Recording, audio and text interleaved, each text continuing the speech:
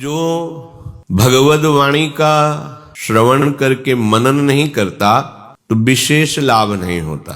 मनन इसीलिए नहीं हो पाता कि हमारा लक्ष्य भगवत प्राप्ति नहीं है। सच्चे हृदय से जो प्रभु को प्राप्त करना चाहता है वो भगवत वचनों का, भगवत प्रेमी महात्माओं के वचनों का अक्षरशः पालन करने की भावना में रहता है, तो वो उन वचनों का खूब मनन करता है, मनन करके अपने हृदय में बैठा लेता है। और जिसका लक्ष्य भगवत प्राप्ति नहीं है उसकी पहचान, वो करेगा सत्संग, सुनेगा माना कि सत्संग, पढ़ेगा शास्त्रों को, पर मनन करेगा विषयों का, और परिणाम होगा दुख, अशांति, बंधन।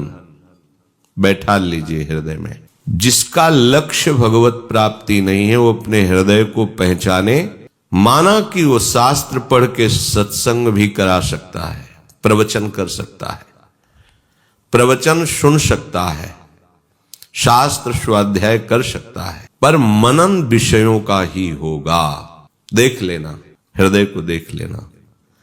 और जिसका मनन विषयों का होता है वो क्लेश, अशांति, बंधन, दुख को प्राप्त होता है।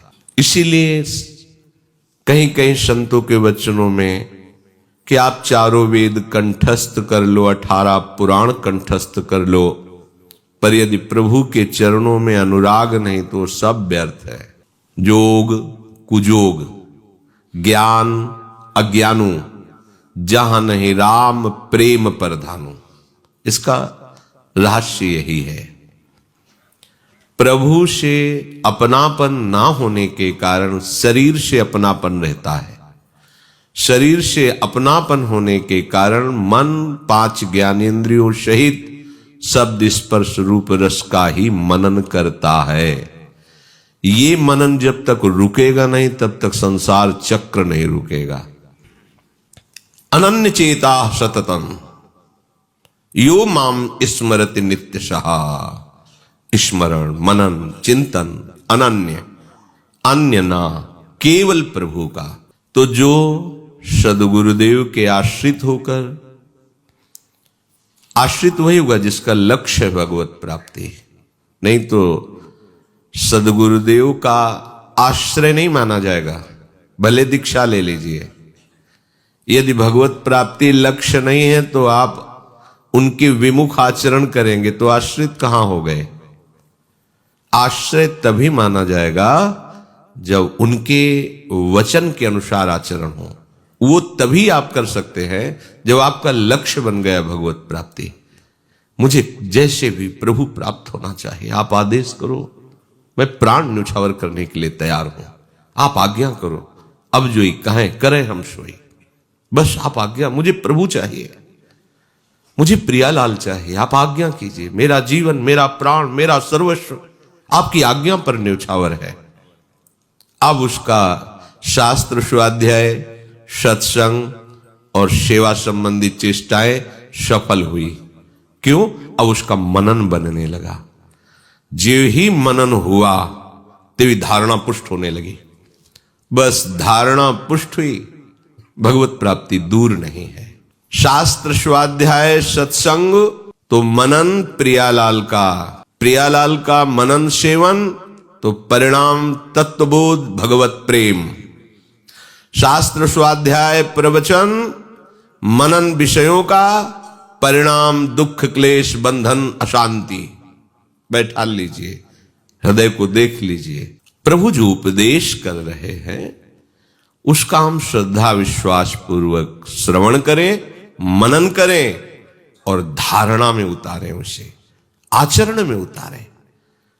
खूब सत्संग सुन रहे हैं, आचरण नहीं बदल रहे, धारणा नहीं बदल रही।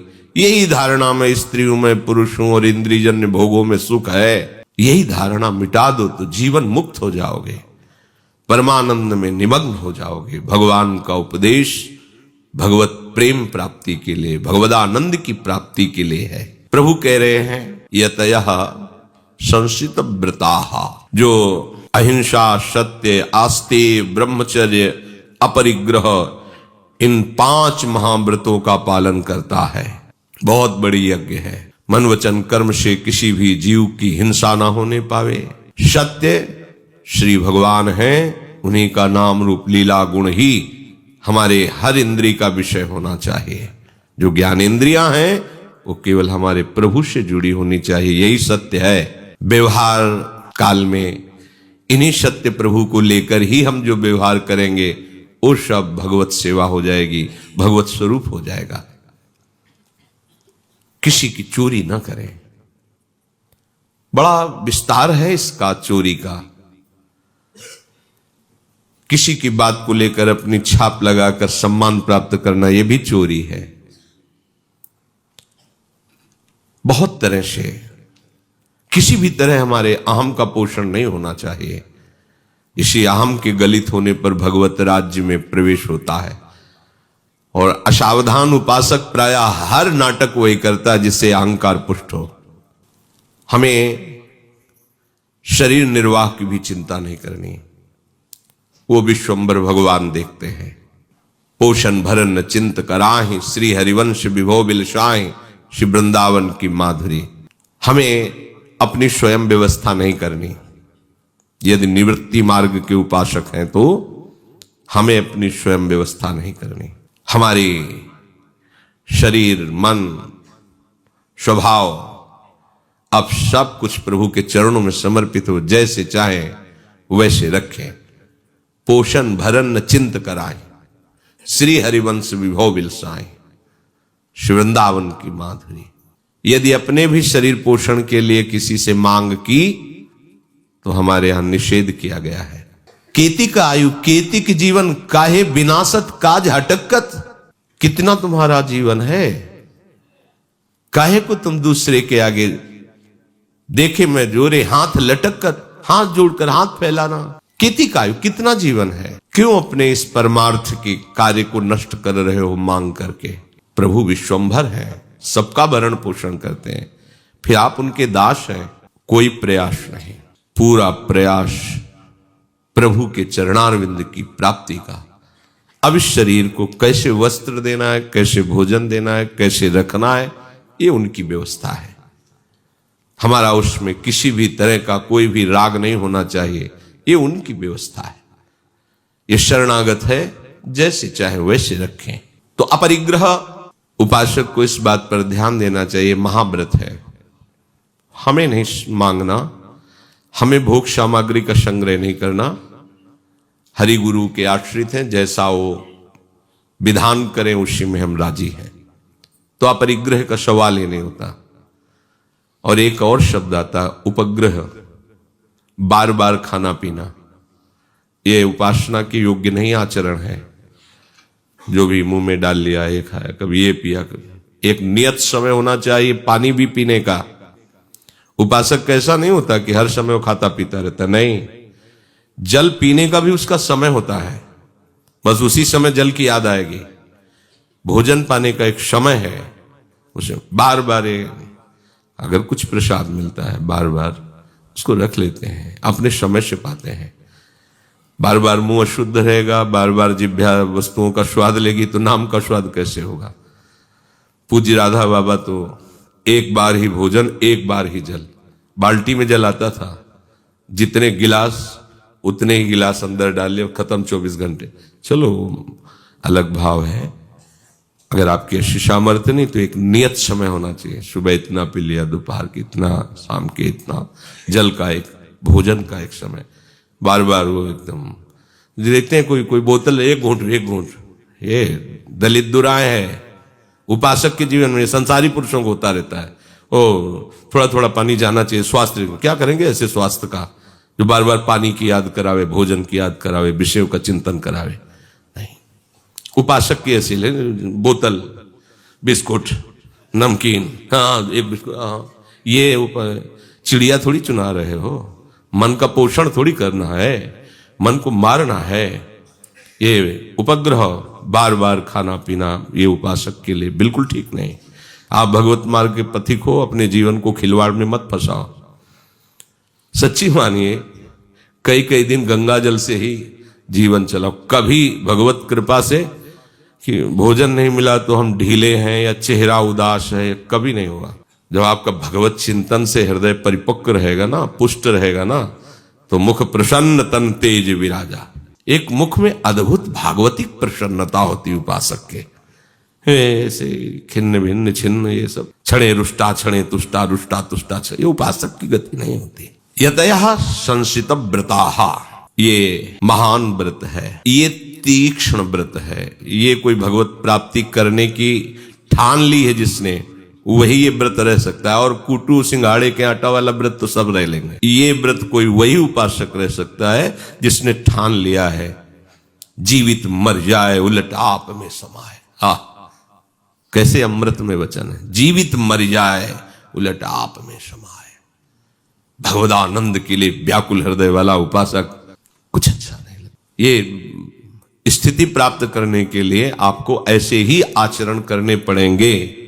ये भगवान के वचन है। द्रव्य यज्ञाः, पूर्व कुल परंपरागत या पूर्व जीवन में कमाए हुए द्रव्य पर अपना भाव रखना, ये हमारे आगे जन्म का निमंत्रण है। द्रव्य, वस्तु, पदार्थ, धन आदि, ये जीवन प्रभु को अर्पित है, तो हमारे पास प्रभु के सिवा कोई धन नहीं है। जो माना हुआ है उसे प्रभु के चरणों में समर्पित कर दिया है। हमारे पास अगर कोई धन है तो प्रभु है। कहीं भी मेरापन नहीं होना चाहिए। द्रव्य यज्ञ का तात्पर्य है कहीं भी कुछ भी मेरा नहीं है, ये अंदर से देखना होगा। अपनी वस्तु मान करके देना दान होता है, और प्रभु की वस्तु है। अब ये प्रभु की वस्तु उठा करके जहां कहा वहां रख दिया, तो ये तन भी उनका सेवक है। इसमें कोई अहम का पोषण नहीं है। मैंने ये वस्तु दी, नहीं, ये तन भी उसका है जिससे देने की क्रिया हुई, और वो द्रव्य भी उसका है, और आज्ञा भी उसी की है, और लेने वाला भी वही है। खत्म खेल। इसका परिणाम भगवत प्राप्ति। और मेरी वस्तु मैं दे रहा हूं, इसका परिणाम उस वस्तु का और बढ़ जाना। सुकृत कहा जाता है, इसे पुण्य कहा जाता है, दान। उपासक का क्या होता है? हमारे पास अगर धन है तो परम धन राधा नाम आधार। हमारे जीवन है तो युगल सरकार, हमारे प्राण है तो युगल सरकार। तो दूं क्या, कुछ है ही नहीं। न पहले भी कुछ था, वो तो माना हुआ था, मान्यता हट गई। तो जिनका पहले भी था उनका अब है, उन्हीं का आगे रहेगा। एक उपासक के अंदर प्रश्न बना रहता है कि मैं कामी हूं, मैं मलिन हूं, पतित आचरण करने वाला हूं। ये आपको बहुत सुलझी हुई बात बता रहा हूं। यदि आपके अंदर अहंकार नहीं है और ये बात आपके हृदय में है, काम आदि दोष, तो आप निश्चिंत हो जाओ, क्योंकि आप जलोगे। आपके अंदर एक मलिनता रहेगी, ग्लानि की।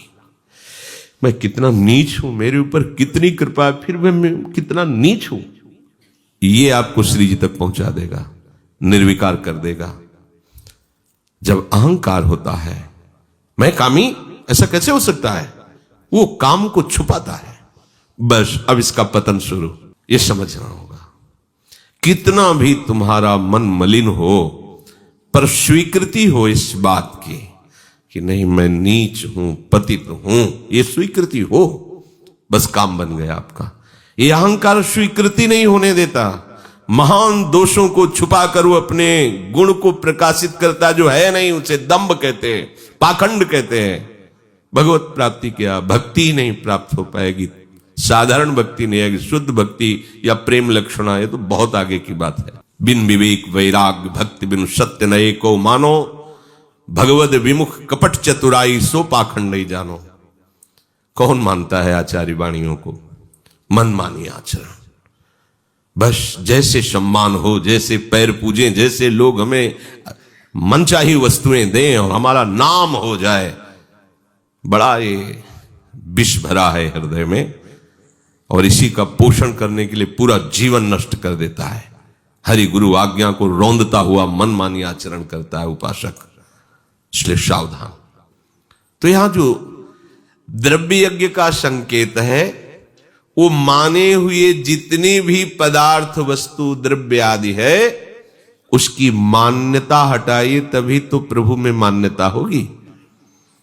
जो आंतरिक बल है धन का भी रहता है, अपबल, तपबल और बाहुबल, चौथो बल है दाम। और अगर इन चारों में से एक भी कोई है तो प्रभु के बल का आपको अनुभव नहीं होगा। जो मेरे बल श्री वृंदावन रानी, ये बात नहीं आएगा। शूर किशोर कृपा ते हारे, हार गया, कोई बल उसके पास नहीं है। सब बल हारे को हरि नाम, ये आ गया। सब बलों का महाबल परम धन राधा नाम आधार आ गया। अब हृदय हर समय सदैव इसी स्मृति के महासुख में डूबा रहे। मधुर मधुर स्मरण चल रहा है। और जब ऐसा होगा तो केवल नाम नहीं चलेगा, रूप छाया रहेगा। और जब रूप में आसक्ति हो जाएगी तो लीला स्फुरित हो जाएगी, रूप की सेवा प्रारंभ हो जाएगी, मानसिक सेवा प्रारंभ हो जाएगी। सब बात बन गई। मन, ब्रह्मचर्य और प्राण तीनों का एक संयोग है। अगर आप प्राण आपके सूक्ष्म हुए तो मन आपका सूक्ष्म होने लगेगा, स्थिर होने लगेगा। और ब्रह्मचर्य आपका पुष्ट होगा। ब्रह्मचर्य आपका पुष्ट है तो मन स्थिर होने लगेगा, प्राणवायु सूक्ष्म होने लगेगी। तीनों का है। प्राणवायु स्थूल, मन चंचल, ब्रह्मचर्य रहित, एक चक्र है। इसलिए नैष्ठिक ब्रह्मचर्य में संन्यास मार्ग के पथिक को प्राणायाम का उपदेश गुरुजनों के द्वारा दिया जाता था। उसमें तो 30 प्राणायाम का विधान था, 10 10 10।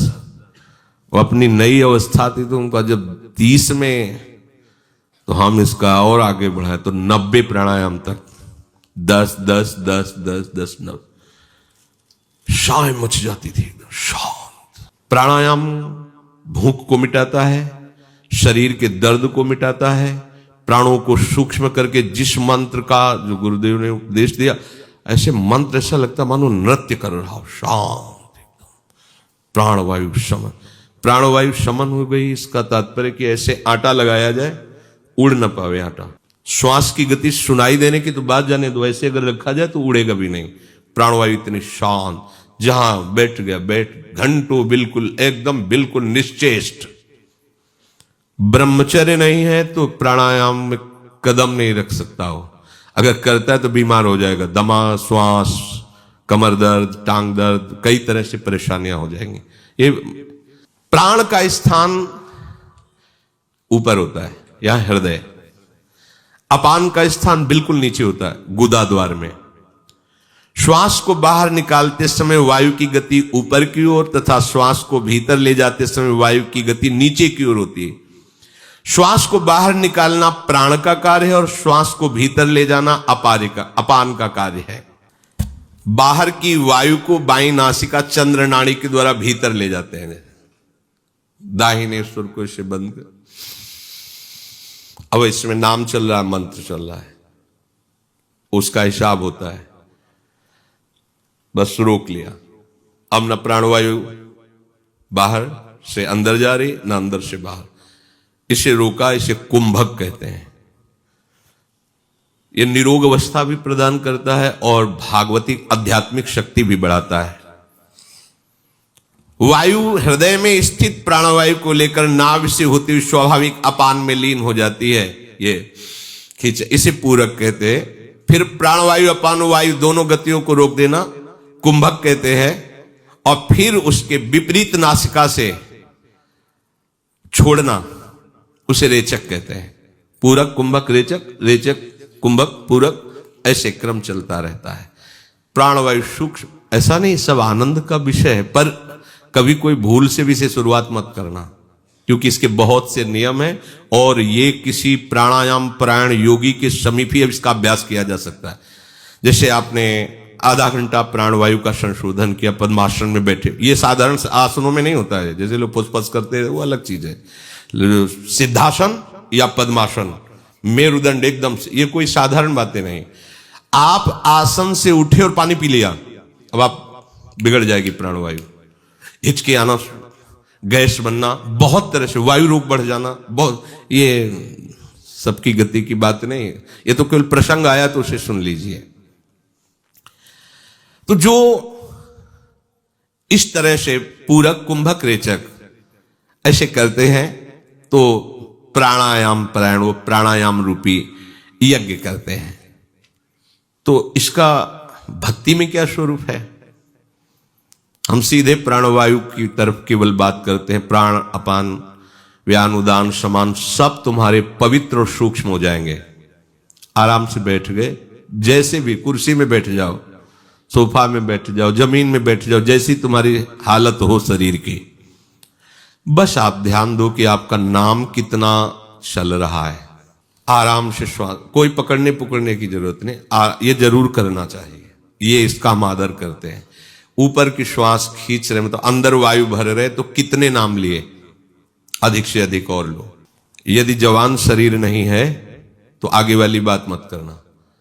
अगर जवान शरीर है, स्वस्थ हैं आप, आपके यंत्र ठीक है, किडनी ठीक है, लीवर ठीक है, दिल ठीक है, तो क्या? बस आराम से रोक।